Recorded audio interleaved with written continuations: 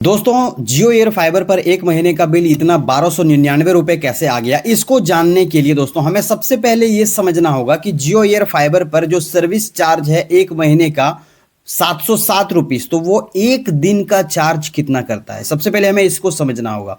दोस्तों 707 रुपीज का वो एक महीने का लेता है, तो अगर हम मल्टीप्लाई करेंगे 30 से तो हमारा जो बिल निकल के आएगा एक दिन का, जो वो सर्विस चार्ज लेता है 23 रुपए 56 पैसे, वो एक दिन का चार्ज लेता है। ठीक है, बात करते हैं कि जियो एयर फाइबर को जब हम अपने घर पे लगाते हैं किसी ऑफर के तहत या फिर चार्ज पे करके हम अपने घर पे लगाते हैं, तो जियो एयर फाइबर जब हमारे घर पे लगता है, जिस दिन लगता है उसी दिन से दोस्तों ये महीना काउंट करना शुरू नहीं करता है। मान लीजिए आपने 1 तारीख को अपने घर पर जियो एयर फाइबर को लगवाया है, तो 1 तारीख से लेकर के 6 तारीख के बीच में जो 5 तारीख आया, यानी कि 1 से लेकर के 5 तारीख तक, तो उस दिनों में आपका बिल जो है वो काउंट नहीं होगा। आपके मंथली बिल में वो काउंट नहीं होगा। वो आपको ट्रायल बेसिस पे मिला था शुरुआत में, और वो चीज़ जो है आपके महीने के एंड में वो काउंट किया जाएगा, जब आपका पूरा बिल जब है जो जनरेट होगा।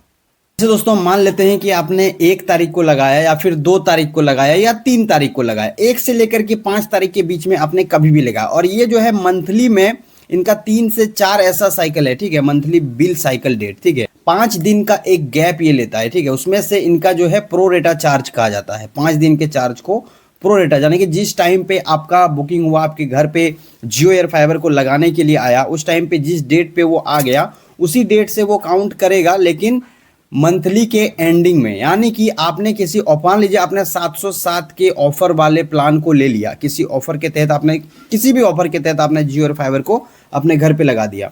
मान लीजिए 2 तारीख को आपने अपने घर पे जियो एयर फाइबर को लगा दिया, तो 2 तारीख को आपने जियो एयर फाइबर को अपने घर पे लगा दिया, तो 2 तारीख से लेकर के 5 तारीख तक आपका मंथली बिल काउंटिंग शुरू नहीं हुआ है। वो 6 तारीख से काउंटिंग होगा, और 6 तारीख से लेकर के अगले महीने 6 तारीख तक पूरा 1 मंथ वो आपका काउंट होगा।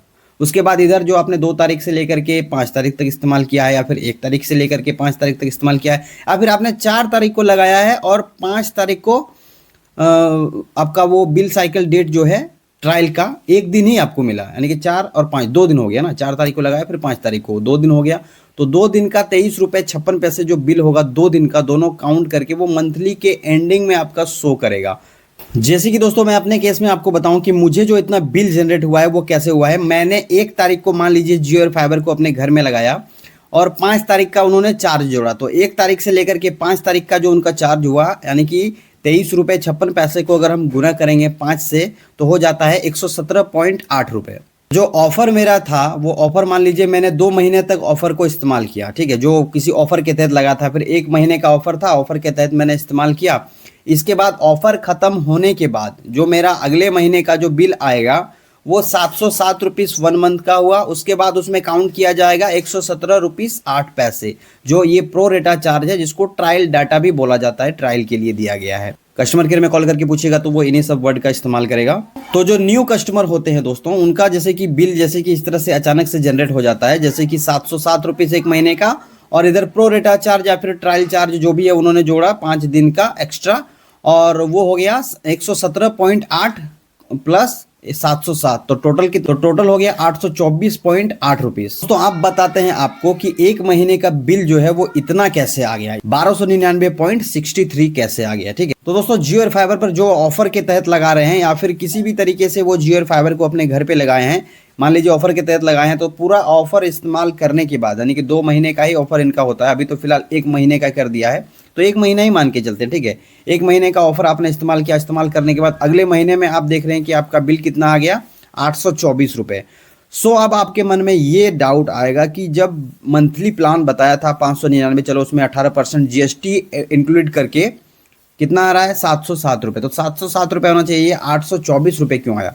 तो उस टाइम पे बहुत सारे ऐसे हैं जो पे नहीं करते हैं, जैसे कि मैं हूँ, मैंने पे नहीं किया, उस मंथ को मैंने स्किप कर दिया, 1 मंथ मैंने स्किप कर दिया, मैंने उसमें रिचार्ज ही नहीं किया। उसके अगले महीने क्या होगा, उसके अगले महीने जो मेरा बिल जनरेट होके आएगा वो वहाँ पे आएगा, जो मेरा बिल आया है उसमें आधे से भी कम।